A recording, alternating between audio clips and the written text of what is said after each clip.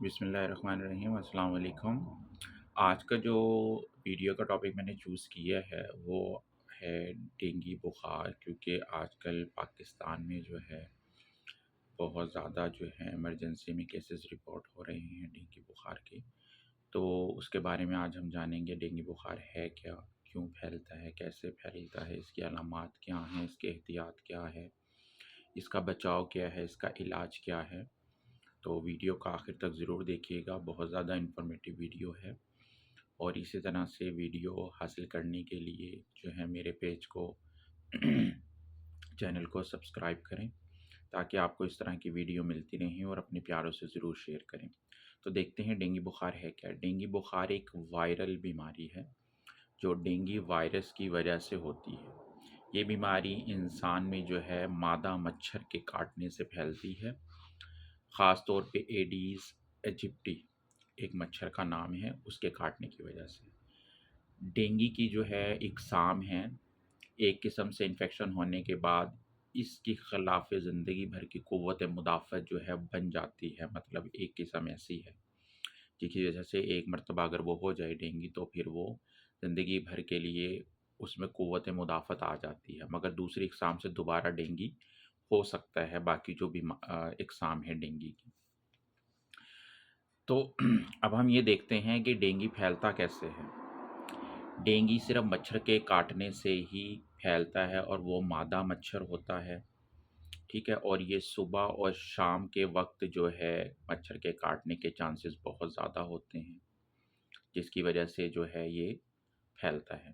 Dengue کن طریقوں سے نہیں پھیلتا ہے؟ مریض سے ہاتھ ملانے سے، یا اس کے ساتھ کھانے پینے سے، یا کھانسی یا چھینک سے، ایک دوسرے کو براہ راست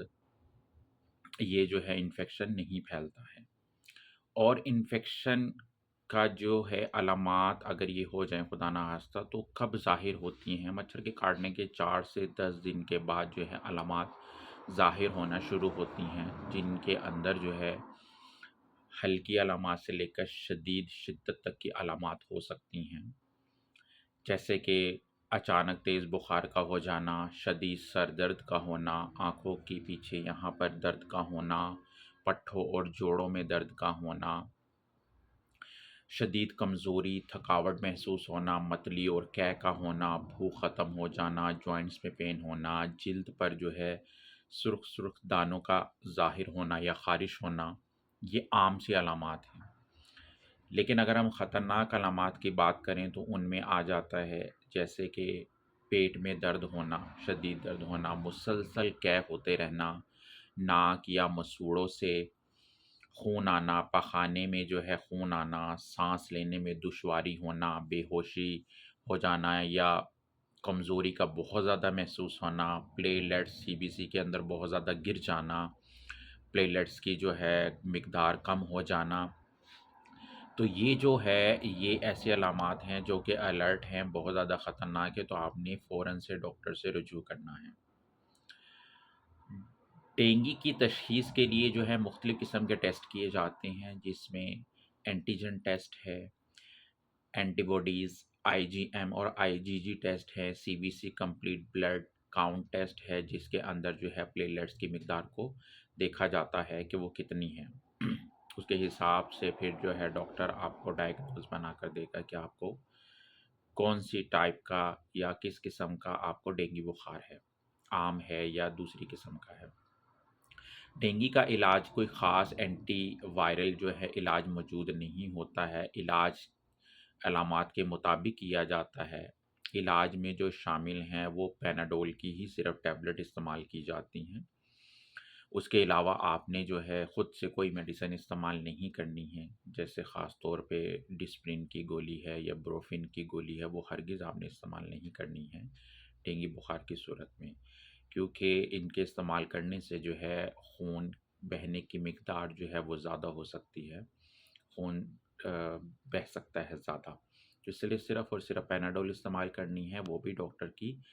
ہدایت اور مشورے کے مطابق۔ اس میں جو ہے مکمل آرام کا خاص خیال رکھنا ہے، زیادہ سے زیادہ پانی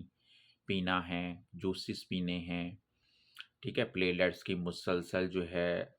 جانچ کروانی ہے، اس کا ٹیسٹ کروانا ہے، تو آپ نے جو ہے ان چیزوں کا خیال رکھنا ہے۔ ڈینگی سے جو بچاؤ کے لیے اگر ہم طریقوں کی بات کریں تو ڈینگی سے بچاؤ ہی بہترین علاج ہے۔ جیسے احتیاطی تدابیر کے اندر ہے پورے بازو والے کپڑے پہنیں، وہ بچوں کو پورے پاجامہ پہنائیں، شارٹس نہ پہنائیں، ہاف سلیوز کپڑے نہ پہنائیں بچوں کو، مچھر بھگانے والے کریم یا اسپرے کا استعمال کریں، اور جو ہے پانی جہاں پر کھڑا ہوا ہے خاص طور پہ صاف پانی جیسے گملوں میں ہے، روم کولر میں ہے، ٹینکی میں، کہیں پر بھی جو کھلا پانی جمع شدہ ہے وہاں پر وہ کھڑا نہ ہونے دے بلکہ ان کو ضائع کر دیے جائیں۔ ٹائر، کولر، گملے، پانی کی ٹینکیاں، ان میں مطلب کہ کہیں کھلا پانی کھڑا ہے صاف خاص طور پر تو وہاں پر وہ کھڑا نہ ہونے دے۔ تو آخر میں یہی کہوں گا کہ